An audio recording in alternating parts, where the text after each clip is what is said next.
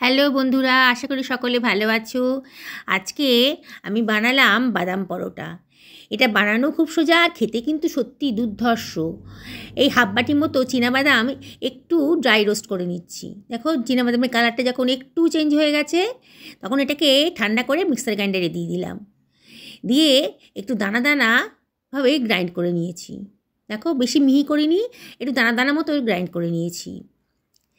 এবারে আমি রাত্রিবেলা ময়দা মেখে রেখেছিলাম, দই লবণ আর একটু তেল দিয়ে ময়দাটা মেখে রেখেছিলাম, বেশ সফট হয়েছে।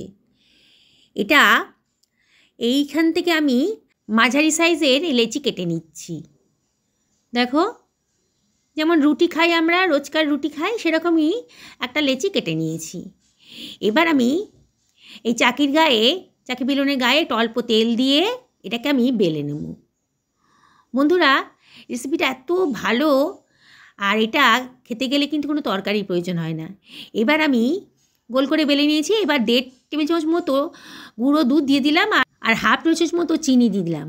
চিনিটা নিজেদের পছন্দের মতো দেবে। আর এখানে যে বাদামের আমি রোস্ট করে গ্রাইন্ড করে রেখেছিলাম সেই বাদামটা 1.5 থেকে 2 টেবিল চামচ মতো দিয়ে দিলাম। আর ওপরে আবার একটুখানি হাফ টেবিল চামচ মতো গুঁড়ো দুধ দিয়ে দিলাম। এবার আমি স্কোয়ার শেপে এটাকে ফোল্ড করে নিচ্ছি। দেখো এইভাবে করার পর আমি কিন্তু একটু জলের হাত দিয়ে দিলাম। এইভাবে করলে ফোল্ডিং পোর্শনটা আর খুলবে না।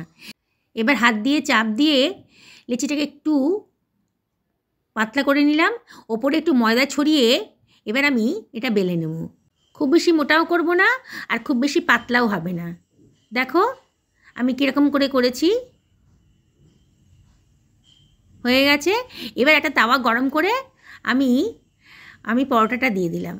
এক পিঠ যখন ভাজা হয়ে গেছে আবার ওপর পিঠটা উল্টে দিলাম, দিয়ে ওপর থেকে একটু তেল ছড়িয়ে এটাকে আমি ভেজে নেব। দেখো বন্ধুরা কত সুন্দর খেতে লাগবে এটা, আর বানানোটা কিন্তু একেবারেই সোজা। সকালে বাচ্চাদের জলখাবারে, স্কুলের টিফিন, হাজব্যান্ডের লাঞ্চ বক্সেও কিন্তু এই ধরনের পরোটা করে দিতে পারো। বন্ধুরা রেসিপিটা ভালো লাগলে পরে একটা লাইক করে দিও আর কমেন্ট করে জানিও যে কেমন লাগলো তোমাদের। আর বন্ধু বান্ধব আত্মীয় স্বজনের সাথে শেয়ার করো। দেখো আমার পরোটাটা কিন্তু বেশ ভাজা হয়ে গেছে। একটু চাপ দিয়ে দিয়ে ভালো করে ভেজে নিতে হবে যাতে ভেতরটা কাঁচা না থাকে। আমি আর একটা পরোটাও এইভাবে ভেজে নেব। বন্ধুরা যারা আজকে আমার চ্যানেলে প্রথম দিন, তাদেরকে আমি রিকোয়েস্ট করব আমার চ্যানেলটা সাবস্ক্রাইব করার জন্যে। আর যারা ফেসবুক থেকে দেখছো তাদেরকে রিকোয়েস্ট করব আমার পেজটা ফলো করার জন্যে। দেখো কথা বলতে বলতে কিন্তু আমি পরোটাগুলো সব ভেজে নিলাম। এর সঙ্গে কোনো তরকারি লাগে না, তবে একটু মধু মিশিয়ে খেতে পারো। একটু মধু লাগিয়ে দাও যদি, তাহলে কিন্তু পরোটাগুলোর টেস্ট দারুণ সুন্দর লাগবে খেতে। আমার পরোটাগুলো ভাজা হয়ে গেছে। একটু চাপ দিয়ে দিয়ে ভাজলে পরে ভেতর পোর্শনটাও ভালো করে ভাজা হয়ে যাবে। বা খুব ক্রিস্পি হয়েছে, দেখেই বোঝা যাচ্ছে দারুণ ক্রিস্পি হয়েছে।